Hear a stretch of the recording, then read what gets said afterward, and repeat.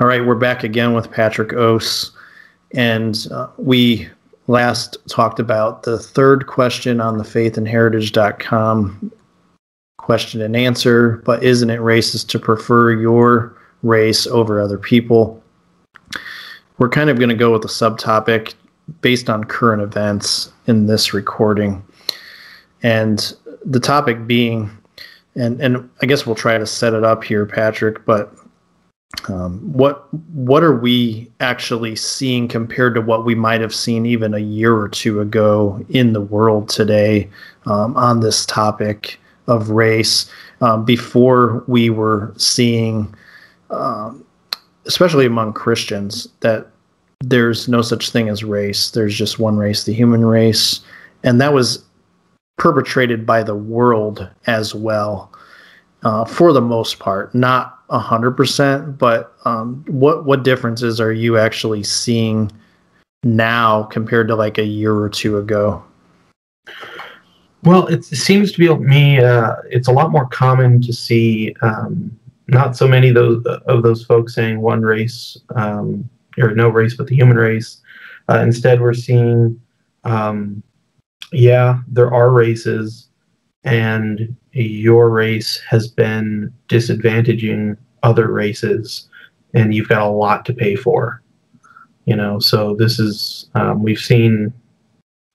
Guys like Tim Keller say that being black in America costs you $1 million over the course of your lifetime, or something to that effect, and that's a pretty outrageous statement.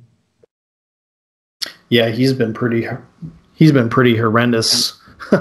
Yeah, and I've kind of seen two different camps anymore. It seems like the secular world and those who are blatantly against Christ, or even just the left in general among the so-called religious crowd, those who are on the left, you have them who are just boldly, way more than a year ago, just boldly proclaiming their hatred for whites and that we should be exterminated. And then you have on the Christian side, and when I say Christian, I kind of mean genuine Christians, because I think for the most part they are, but you have them reacting to it and saying, well, wait a minute, there is no such thing as a race. And they're taking a opposite, they're countering or standing in opposition to the ones who are proclaiming hatred against whites, but it's kind of like on the basis that there are no races. Is that what you're seeing? Yeah, it seems like they'll say, no race but the human race, but then they'll say, but if there were a such thing, then you've clearly been sinning against it, right? Where, where they've got this standard where even though technically, there's no such thing, I think just because they don't want to have to deal with the full implications of it, but then they'll still say, but despite that, you've perpetrated this, systematic racism, et cetera, against these fictitious groups. Yeah. So I kind of have seen, though, a slight shift, at least among the circles that I'm part of. It seems like people on the right are a little bit more open to hearing out the Christian nationalist position. And I wonder if it's just because of the bombardment of hatred that's been displayed against white men in particular, and maybe it's kind of opening up people's eyes, and it feels like people are a little bit more open to the topic. Yeah, I think that we're seeing there are people who, they've seen, like, say that the broader church has been so wrong and backwards on, say, like issues of male and female, husband wife, that sort of area, and they're seeing basically that maybe the line that the big evangelical circle has been selling me doesn't check out. Yeah, and that's encouraging to see. And if you just kind of follow who are the people perpetrating all of the same topics, whether that's on race or if it's on sex, the term that a lot of people use, gender, but really the actual term sex, on that topic, roles for men and women, and the family and church and just everything combined. It's all the same people attacking. And if anyone has any level of discernment, they should be able to see that these all kind of fit together. And we've been saying this for a long time, but I'm just praying that people kind of are opening their eyes a little bit more. Even men like, really good men like Michael Foster, who both of us, I think, respect a lot. Mm-hmm. He's not a kinist by any means, but he has a lot of friends who are, and he doesn't condemn them, and he considers them brothers, and he's open a lot more than most people are.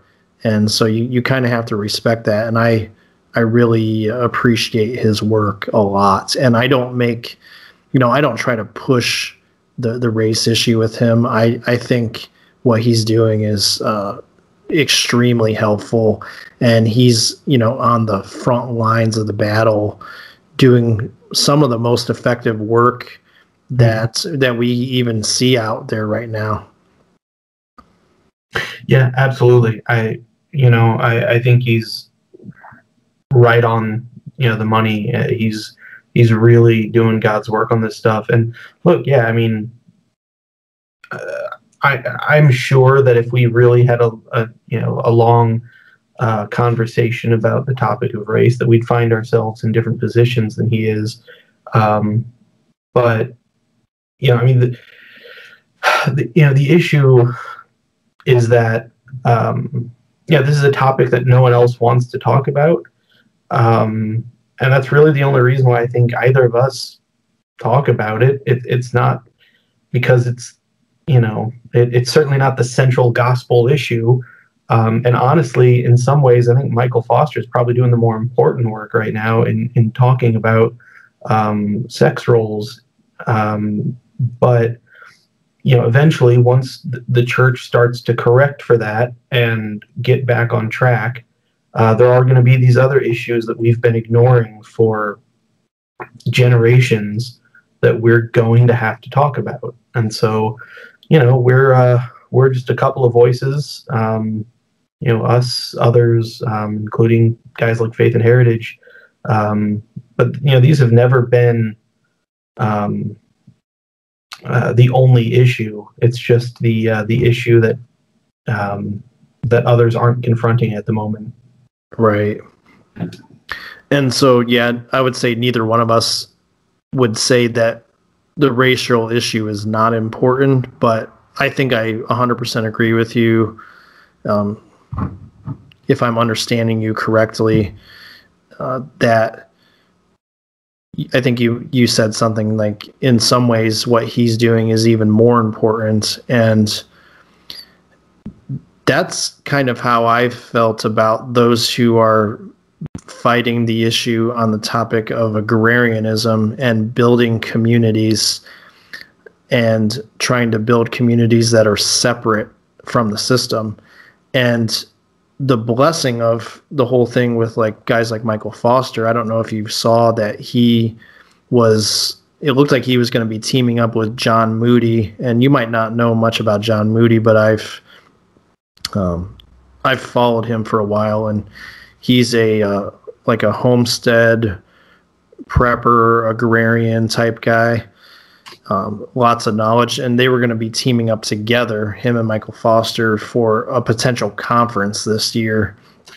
Yeah, I'm moderately familiar with Moody, or at least I think I am. And yeah, it's exciting what they're doing. Again, likewise, I think Moody's in a good place. I think he's again kind of in that place where we need to be. The fact that these men aren't aren't both of them trying to take on every issue, doesn't bother me in the slightest. Talking about these, really just about separating from the world, not like a radical separatization. We're not, with respect to some of your background with the Anabaptists, we're ultimately not Anabaptists, or at least I'm not, in the sense that we should be, entirely separate from everything that's going on. We have a role to play in the world, and that's to win it to Christ. And so, but still, that separation is important, and that's something that we've again over the last generations we've done really poorly at. There was a time when America thought of itself as a Christian nation, and I think rightly could have been called such. And so there was no need to separate. Well, that's not the case anymore. So we need to renew that.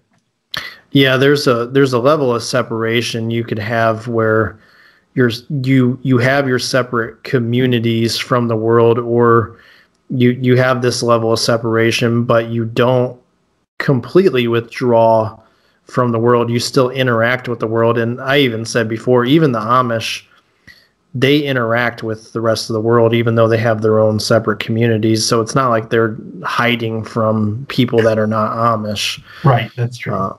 And obviously, we're not Amish, and Anabaptists in general, they don't believe we should try to change the world in doctrinal wise, anyway.